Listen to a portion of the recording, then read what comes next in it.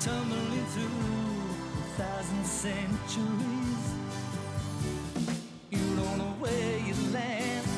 It's so dark in mythology. Treasures of history to be found. The legends of time.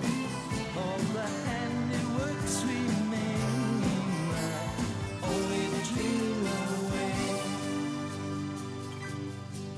Orion, Orion, Orion, Orion, Season 5 of Classic Who ran from the 2nd of September 1967 till the 1st of June 1968. From Hartnell to McCoy, the lengths of the seasons tended to get shorter as the show got older. Hartnell's seasons tended to have 10 stories, while for much of the 80s there were only 4. This season is 7, making it the shortest thus far. There were 40 episodes in total. This is one of the seasons hardest hit by the BBC's Firebase storage system. Until the early 90s there were no complete stories found. Then came along Tomb of the Cybermen.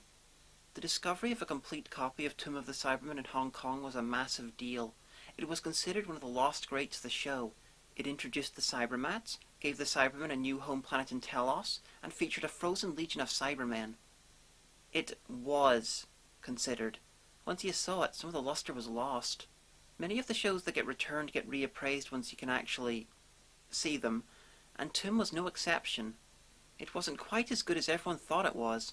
It was important, yeah, and it's good, but it's just not earth-shatteringly good. It's a solid 4 episodes of mid-60s Cybermen, with a random racist character to boot. And yes, the Cyber Controller's head looks like a massive dick. If only they'd kept that design element for Age of Steel. Next up is the Abominable Snowmen, the story that introduced the Great Intelligence, recently seen being played by Richard E. Grant, a man noteworthy for being the official Ninth Doctor until he was removed from continuity and replaced with Eccleston. He also played one of the unofficial Doctors in the first piece of Doctor Who Stephen Moffat ever wrote, The Curse of the Fatal Death. The Abominable Snowmen is set in Tibet. The second Doctor debuts his brilliant Yeti skin jacket, and the Great Intelligence uses robotic Yeti to menace a Buddhist monastery. The story is 6 episodes long and it's currently mostly missing. It's a real shame. Next up is another 6-parter, The Ice Warriors, where we meet the guys from the title. They recently appeared in Season 7 of New Who in Cold War. They're a hardy warrior race from Mars, and one of their ships crashed in the ice. And in future frozen Earth, one of them gets defrosted and the reptile shit hits the fan. The Ice Warriors are one of the races not named by themselves, but were named by a guy who found one in the ice. He assumed it was a Viking and named him an Ice Warrior. A giant among prehistoric men. See the kind of armour he's got on? He looks pre-Viking. Proper ice warrior, isn't he, sir? Quite why a Viking would have bright green skin, they never explain. You could point out that maybe they weren't intended to be green in this story, but yeah, they were. One of the characters just thought Vikings were green-skinned. And scaly. Another funny thing is the story's explanation for the Ice Age. A severe drop in the carbon dioxide level in the Earth's lower atmosphere. The carbon dioxide level in the Earth's atmosphere helps to retain the sun's heat. Take that gas away, and there's a sudden freeze-up. The amount of growing plants on the planet was reduced to an absolute minimum. No plants, no carbon dioxide. My brains are going into my feet! Plants use up carbon dioxide. No plants would mean more carbon dioxide, not less. And that would mean the planet would be warmer. The Ice Warriors mostly still exists, and its missing 2 episodes were animated for the DVD release. The Enemy of the World was the first of 2 stories returned in 2013. Like Tomb of the Cybermen, it was reappraised after its return, and unlike Tomb, it was for the better. The Enemy of the World is 6 parts long and features the TARDIS crew embroiled in a semi-espionage story because the would-be dictator of the world, a Mexican called Salamander, is the exact double of the Doctor. The story really showcases Patrick Troughton's acting ability. Out of all the people to have played the Doctor, he is probably the most gifted actor, and in this he plays the Doctor, Salamander, the Doctor pretending to be Salamander, and Salamander pretending to be the Doctor. Sometimes in the same scene. If this story had starred any other Doctor, it would have been at best risky, and at worst laughable. It also features one of the best special effects sequences from early Classic Who, as Salamander and the Doctor fight inside the TARDIS. You can download a copy of this on iTunes for fairly cheap, or buy it on DVD. The Web of Fear comes next. It's the second story returned in 2013. It's a six-parter and features the return of the Great Intelligence. They really must have been confident that the Intelligence and the Yetis would be the next big thing, what with them appearing twice in the same season, and only 2 stories apart. But I guess they must have been wrong. The Intelligence didn't appear again until the Snowmen in New Who. And then it was armed with a very different type of snowman. The Web of Fear did not get reappraised after it was returned. It was a classic before, and it's a classic now.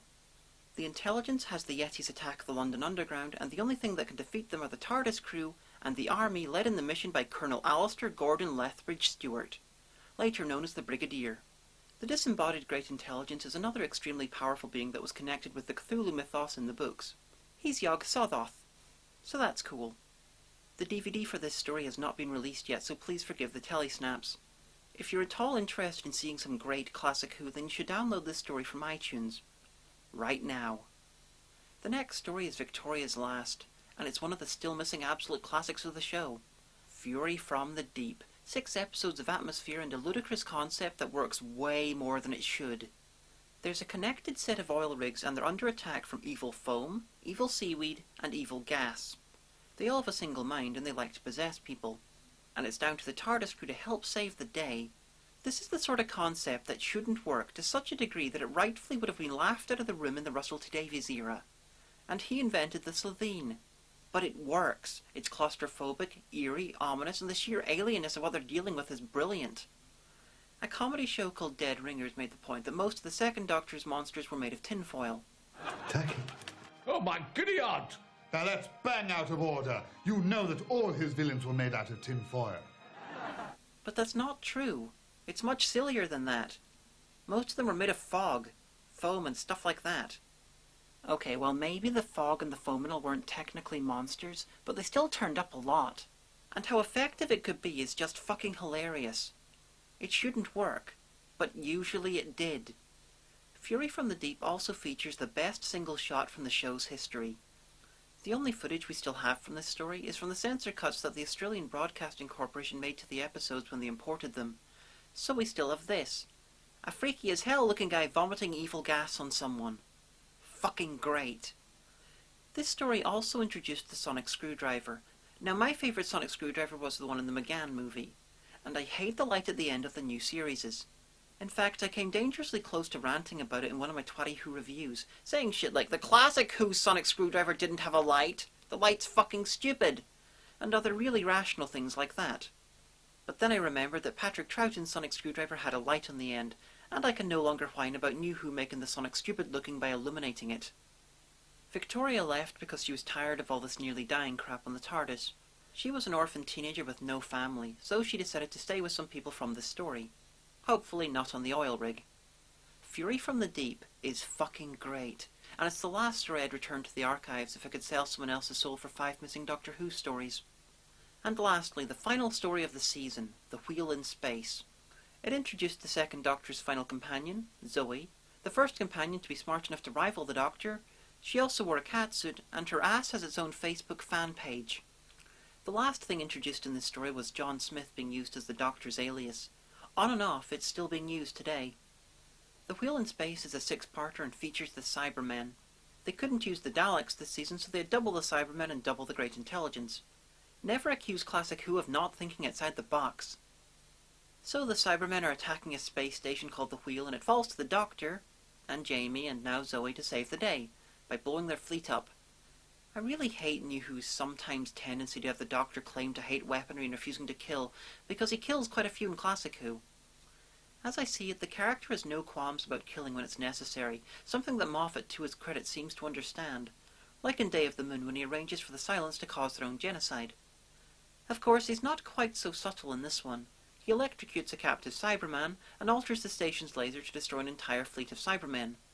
Anyway, that was Season 5. It's definitely a strong season, probably the best thus far, but it does have its issues. Like it's repeating itself. A lot.